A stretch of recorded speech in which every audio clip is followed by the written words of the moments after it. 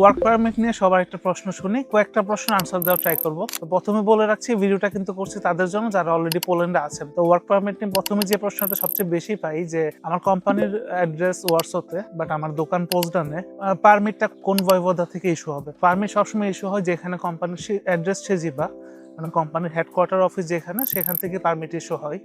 তো আপনার কোম্পানির অ্যাড্রেস যদি ওয়ারসোতে হয় সেক্ষেত্রে পারমিট ওয়ারসো থেকে ইস্যু হবে, এবং দোকানের অ্যাড্রেস যেখানেই হোক এটা কোনো ম্যাটার না। সবসময় আপনার কোম্পানি যখন বলে যে তার অ্যাড্রেস হলো কথার কথা ক্রাকোভে বা পোজনানে, সেক্ষেত্রে পারমিটটা কিন্তু ক্রাকোভ বা পোজনান থেকে আসবে। আপনার দোকান যেখানেই হোক ডাজেন্ট ম্যাটার, মানে আপনার কাজের প্লেসটা ম্যাটার করে না, ম্যাটার করে কোম্পানির হেডকোয়ার্টার অ্যাড্রেস বা অ্যাড্রেস সেজিবা যেখানে, সেখানেই হলো কোম্পানির রেজিস্টার্ড অ্যাড্রেসের জায়গা থেকে পারমিট ইস্যু হয়। সেকেন্ড, আরেকটা প্রশ্ন শুনি যে ভাই আমার বয়স 26-এর নিচে, আমার কোম্পানি বলতেছে জুস ট্যাক্স দিতেছে বা ট্যাক্স দিতেছে, ব্যাপারটা কি? আমি তো জানি যে 26-এর নিচে নাকি জুস ট্যাক্স দেওয়া লাগে না। তো আসলে 26 বছরের নিচে আপনি নর্মালি উমা প্রাসাতে কাজ করেন, বাংলাদেশি প্রতিষ্ঠানগুলো উমা প্রাসাতেই নর্মালি হায়ার করে, সেক্ষেত্রে উমা প্রাসাতে জুস কিন্তু ঠিক দিতে হবে আপনাকে, এবং জুসের অ্যামাউন্টটাই বড়। তো আমরা যদি ধরি বর্তমান স্যালারি অনুযায়ী একজন প্রাপ্তবয়স্ক মানুষের জুস ট্যাক্স যদি হয়ে থাকে প্রত্যেক মাসে 2500 জৌতির মতো বা 2500 জৌতির মতো, অ্যারাউন্ড, প্লাস মাইনাস কিছু হইতে পারে, অনেক কিছুর উপর ডিপেন্ড করে। আপনার বয়স 26-এর নিচে হলে সেক্ষেত্রে আপনাকে ট্যাক্স দিতে হবে না, ট্যাক্সের অ্যামাউন্টটা কিন্তু খুবই কম, মেইন অ্যামাউন্টটাই কিন্তু জুস থেকে আসে বা সোশ্যাল কন্ট্রিবিউশন থেকে আসে। তো আপনার কোম্পানি যদি বলে থাকে যে তারা জুস ট্যাক্স দিচ্ছে, তার মানে তারা জুস দিচ্ছে, এবং এই অ্যামাউন্টটাই কিন্তু অলমোস্ট 2000 জৌতির মতো, যদি আপনার মিনিমাম স্যালারি এটা আপনার স্যালারি হিসেবে হয়ে থাকে।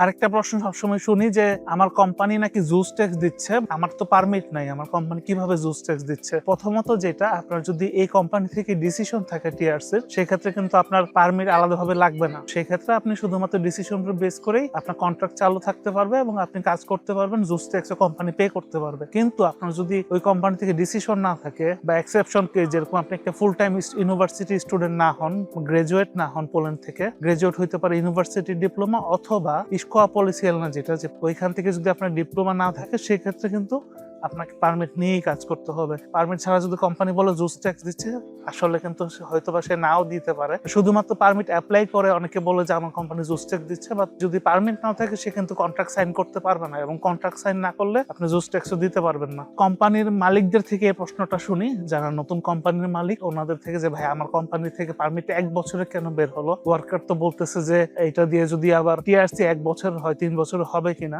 বর্তমান নিয়ম অনুযায়ী কোম্পানির বয়স 1 বছর না হলে আপনি 1 বছরের বেশি মেয়াদি পারমিট পাবেন না। পারমিটের ভ্যালিডিটি শুধুমাত্র সর্বোচ্চ 1 বছর মেয়াদি হবে। বাট টিআরসির ক্ষেত্রে কিন্তু জিনিসটা ডিপেন্ড করে যে আপনি যে অ্যানেক্স 1 যে জামস্টেক নিয়মের দেন, ওইটাতে কত বছর ডিক্লেয়ার করছেন। তো ওইটা অনুযায়ী 3 বছর দিতেই পারে, যে পারমিট 1 বছর হলেই টিআরসি 1 বছর হবে এরকম কোনো বাধ্যবাধকতা নাই। তো পারমিট 1 বছর হলেও টিআরসি 3 বছর হতে পারে, ডিপেন্ড করে আপনি এগ্রিমেন্ট কত দিনের দিচ্ছেন এবং অ্যানেক্স 1 এ ডিক্লেয়ার কতদিন করছেন এটার উপরে। পারমিট নিয়ে আরেকটা কথা শুনি যে ভাই আমার নতুন কোম্পানি থেকে আমি কিছু ভিসার জন্য পারমিট দিতে চাই, সেক্ষেত্রে এই পারমিটের মধ্যে কি কোনো ডিফারেন্স আছে কিনা? পারমিট কিন্তু আসলে সেম পারমিট দিয়ে ভিসার জন্য অ্যাপ্লাই হয়, বাট এখন যেহেতু 2 মাসের মধ্যে কন্ট্রাক্ট চালু করা লাগে এবং কন্ট্রাক্ট চালু করার পরে ইমিগ্রেশনকে জানানো লাগে, তো আপনি যদি ভিসার জন্য পারমিট নেন, সেক্ষেত্রে ইমিগ্রেশনকে 2 মাসের মধ্যে জানাতে হবে যে ভিসার জন্য ওয়েট করতেছে আপনার যে ওয়ার্কার, সেই জন্য আপনার কন্ট্রাক্ট সাইন করতে লেট হচ্ছে। তো এই প্রশ্নগুলোই মূলত শোনা হয় পারমিটের ক্ষেত্রে। আপনি যদি পোল্যান্ডে থাকেন এবং পারমিট নিয়ে আপনার আরো কোনো কোশ্চেন থাকে, সেক্ষেত্রে কমেন্টে অবশ্যই জিজ্ঞেস করতে পারেন। ধন্যবাদ।